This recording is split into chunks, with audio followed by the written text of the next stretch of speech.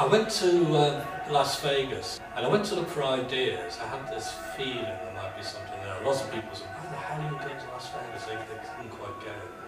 And then when I was there, I discovered that the new casinos had asked the psychologists, they'd actually employed psychologists to advise on the visual look as well as obviously the psychological elements. Like most people know about the fact they don't have windows and they haven't got clocks, but there's many other things. They actually pump through fresh oxygen a lot of the time to keep people awake, but also smells of grass and flowers they pump through. I've heard recently the slot machines, that they started to make sure they hit the key of C, because that's the most orally pleasant.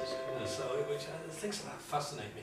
But the main thing that really got to me was the colour coding, and they've been advised to colour code the casinos. So the outsides, or what they term the sexy colours, the reds, the oranges, very bright lights, yellows, to attract the punters in. And then they cooled down the colours as they went through the central section where the high rollers are.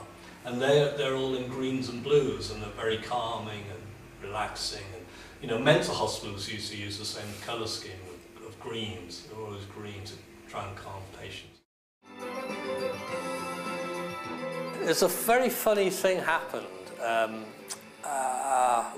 about 6 months ago, and I woke up and said to my wife, "Oh, I've just had a real odd dream," and we'd almost won the lottery. Well, we had won the lottery, but it wasn't the main one, it was the one below it, so I don't know how much money that would be. And she said, "Really?" I said, "Yeah, but I've got these numbers in my head." And she said, "Oh, okay, well," and she wrote them down and forced me to go out and buy a ticket. Now, I don't know anything about the lottery, nothing. And I went in there and I bought a ticket and did the numbers, blah, blah, blah. So we watched it on the Saturday night, and it came up, and the numbers all came up, and nothing, none of my numbers came up. So I said, "Oh, well, that's it, it's rubbish, isn't it? I had no premonition about this." And then they had something called Thunderball. Well, I didn't know about Thunderball, I just bought the ticket. And Thunderball came up, and one by one, every single number, bar I think the last one, came up. So it was correct. It wasn't the full price, it was the one below it. And I didn't have a ticket. I often wake up with the whole script idea of a film or a painting in my head. It's like slides drop in there. You don't know why this happens. And that was the most extreme example of that happening.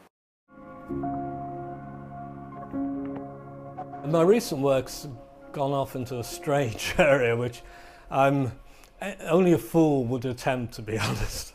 I'm questioning my own sanity right now, yes. I do actually paint the image as it is, quite sort of realistically. And it's fine. I mean, a gallery dealer would take it away there and then. But I've started then either painting over in a sort of blue-black, completely over the whole image, or a white. And you literally cover it, you ruin the image, you are ruining it. And sometimes I'm doing it and I'm thinking, you know, because it was quite nice underneath. But then it has to be good underneath, otherwise it wouldn't work. So you can't just use a rubbish piece and say, "Oh, just, you know, blanket it." But then I get a watering can, I take it outside, and I get a watering can, which gives me a bit of control. And I start pouring the water and etching the image away, and it gradually comes up. And if you go too far, you blow it. But if you can just pivot and hover around it, sometimes it works really well. Other times it can be a complete and utter failure. But sometimes it's very textural, obviously, but it gives it a sort of inner glow to it, like a furnace going on underneath the paint. You know. It is a layering which is right the way through my work. Layering of paint, layering of paper, layering of identity, personality, psychological states. It's all about layering, which again comes back to armouring in a way. It's the same concept. I came across armouring a number of years ago. My wife, in fact, went on a course, and it's based around the theories of Wilhelm Reich, who studied under Freud. And it's the idea of as we go through life, we build up segments of armour within themselves as a protective device.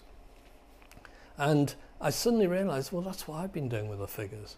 My layering with the paper and the idea of the psychology within the figure, sort of containing, acting as a container. And everything fell into place then. I thought, right, this is exactly, he's referring to exactly what I've been intuitively doing then.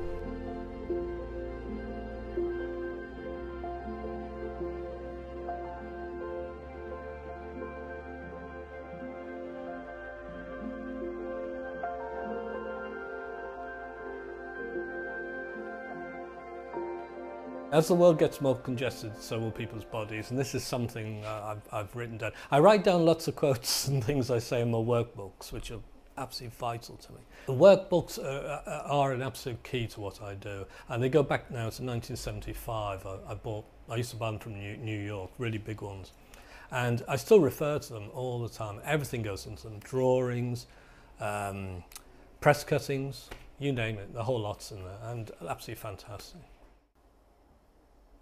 In quite a lot of your exhibitions, you've shown, and indeed I guess you've sold studies for bigger paintings. Yeah, I don't call them studies, I call them smaller works, yeah. But they are. Is that always part of the process, is doing those smaller studies? I always do a small one about this big. Well, they start off in the workbooks, which are just free form, but then I do a real small one, which gets exhibited, and sold. No, I have to do those. I don't think I've ever gone straight into a big painting, ever. It's a tryout. I might do several tryouts, different colours, Also, you have to get the feel of it. I guess the equivalent would be a musician rehearsing. You've got to get inside that song or whatever. Or a rough edit. A rough edit's the same thing, yeah. You've got to get... There's something about being inside the movie, isn't there? Or inside the painting, or inside a piece of literature. It's almost... I always think you have to be almost dived into this thing to make it work. You can't look upon it from the outside. You can't do a superficial thing. You have to burrow inside it, and that's where the real juice of the image comes out.